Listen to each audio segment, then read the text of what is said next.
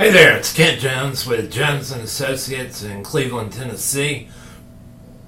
I want to talk about bump stock guns for a little bit. Originally, when we wrote our first post on the issue, we were going back to February the 28th of this year. In short, bump stocks are what turn guns into rapid-fire weapons.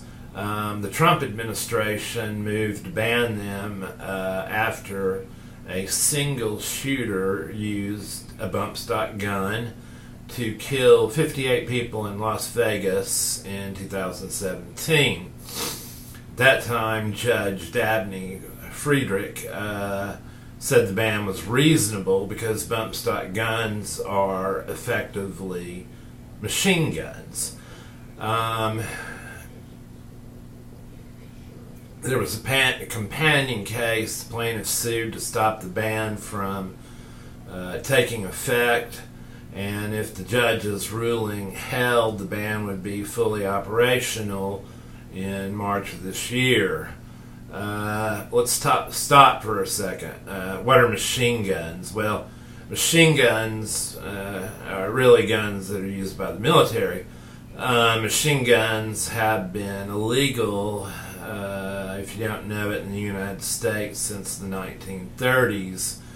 The National Firearms Act of 1934 included devices that permit a firearm to shoot automatically more than one shot without manually reloading by a single function of the trigger.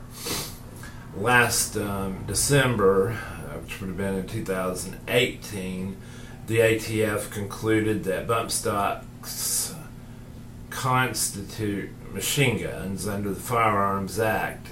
The plaintiffs argued that the agency's interpretation contradicted a previous decision to regulate but not ban bump stock guns. That decision marked a reversal of the ATF's previous interpretation. Shouldn't be the basis for invalidating the rule because the ATF's current interpretation is lawful, and ATF adequately explained the change in interpretation, the judge said. That decision has marked a reversal of the ATF's previous interpretation, and because Congress did not say what shoot automatically and single function of the trigger meant, that was said by the ATF. And then we move into the territory of shoot automatically. Well, this is what happened in the Las Vegas massacre. The killer fired more than 1,000 rounds in a period of about 15 minutes.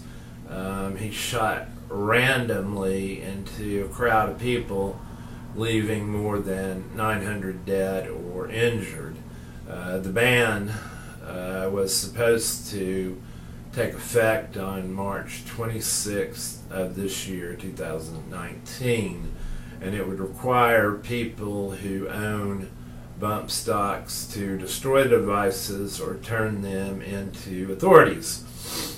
Now, that's what's going on legally, and obviously it is a reaction by the courts and the Trump administration as to what happened in Las Vegas in 2017.